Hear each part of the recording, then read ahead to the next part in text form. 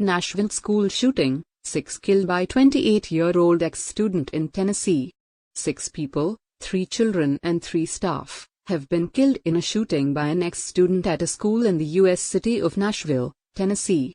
3 of the victims were pupils aged 9 or under at Covenant School. Police named them as Evelyn Dieckhaus, Hallie Scruggs and William Kinney. The adult victims were named as Cynthia Peak, 61, Katherine Koonce, 60, and Mike Hill, 61. The private Christian school has about 200 students. It teaches pupils from 3 years old up to around 12. Ms. Peak was a substitute teacher working at the school that day. Mr. Hill was a janitor and Ms. Koonce was described as the head of school on Covenant's website. Police said the suspect was 28-year-old Audrey Hale, who identified as transgender. Hale was armed with 3 guns, including a semi-automatic rifle, and was shot dead by police.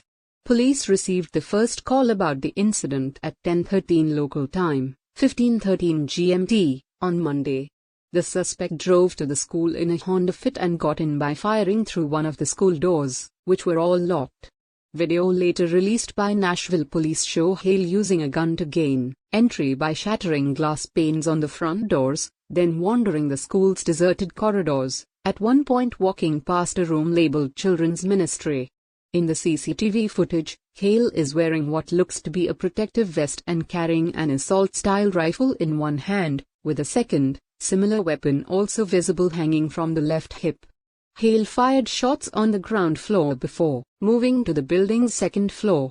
As police cars arrived, Hale fired on them from the second floor, striking one in the windscreen, said police. One officer was injured by broken glass. Police rushed inside and shot the suspect dead at 10:27. A search of a nearby parked car led officers to firmly believe that Hale was a former student of the school, said police. Police spoke with the attacker's father during a search of a nearby home that was listed as the shooter's address. Nashville Police Chief John Drake said investigators found a manifesto and a map of how all of this was going to play out, including entry and exit points at the school building. He also said the shooter had conducted surveillance while planning the attack. After the shooting, parents gathered at a nearby church to be reunited with their children. As buses of children arrived, they hung their heads and hands out of the windows to wave to their parents, according to the Tennessean newspaper.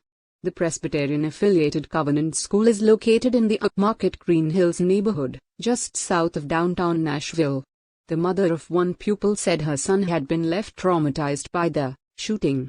"I think he's doing better now that he knows that the shooter is dead," Shondell Brooks told BBC News. "These are conversations we shouldn't be having," she added. "We're failing our children." By nightfall on Monday, the entrance to Covenant looked like that of any other church that has a school, except for the growing memorial and police presence. There was a sign outside promoting registration for a summer program and the Easter Sunday service schedule. "When I heard it, I couldn't get any more work done. I was sad and angry," says Mark from South Nashville. "Bringing flowers is my way of paying respects to the lives lost."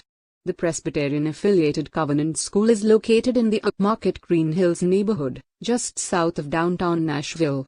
The mother of one pupil said her son had been left traumatized by the shooting. "I think he's doing better now that he knows that the shooter is dead," Shondell Brooks told BBC News. "These are conversations we shouldn't be having," she added. "We're failing our children." In a statement, Nashville Mayor John Cooper said the city had joined the dreaded, long list of communities to experience a school shooting. President Joe Biden called the shooting a family's worst nightmare. "We have to do more to stop gun violence," he said, once again calling on Congress to pass gun control laws. "It is ripping our communities apart, and ripping at the very soul of this nation." The attack was America's 129th mass shooting of 2023, according to Gun Violence Archive, a non-profit that tracks gun violence data. According to data compiled by Education Week, there have been 12 school shootings that have resulted in deaths or injuries in the US this year up until the end of last week. Thank you for watching my video. For more videos, stay connected and must subscribe my channel.